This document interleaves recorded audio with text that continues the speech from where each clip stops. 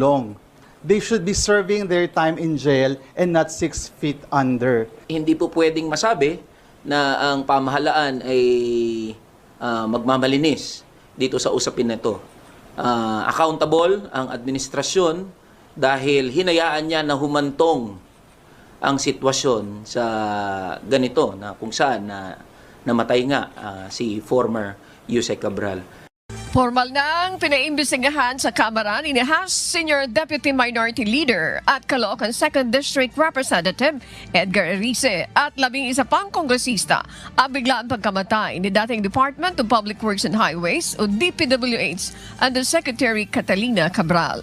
Sabi sa ito ng House Resolution number 606, isinusulong ng resolusyon na siyasatin ng House Committees on Good Government and Public Accountability at Public Works and Highways ang kontrobersyal na insidente.